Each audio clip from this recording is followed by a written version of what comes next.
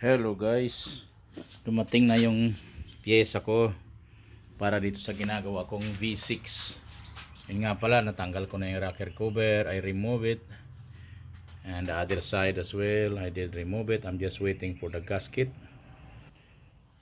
and the gasket of the inlet manifold. Part is in here.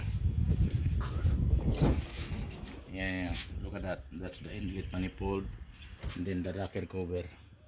So there are two of them, and some parts over there.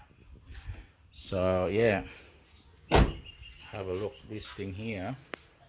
Not easy guys, because look at that.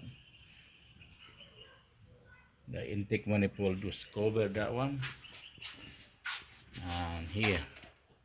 And if you have a look under the car, so much leaking. See, everywhere has oil leaking, even on the chassis itself. Look at that. See that? All oil, everywhere is oil, engine oil. So after I do this one, I'm gonna buy things to clean this, and hoping that, yeah, I'll make it dry so my customer will be happy. So yeah, that's the one.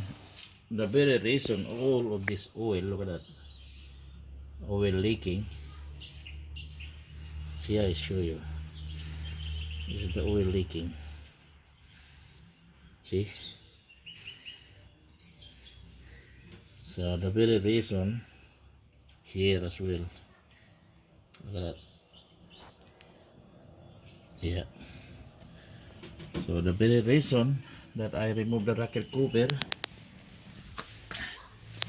is because the leaking is coming from that rocker cover gasket. But like I said, it's not easy to remove it, because you have to remove the inlet manifold. Big job. So that is the left side. 1 2 3. Oh no, 1 3 5. This one 2 4 6. That's the side. So yes guys, yung pa mga tornilyo. Pero hinintay ko na lang ng gasket niyan. Pag nakuha ko na yung gasket, then okay na ako.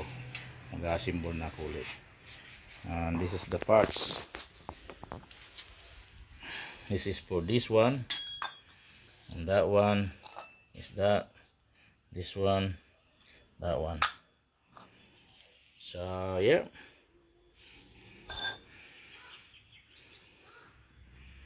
I will make another video guys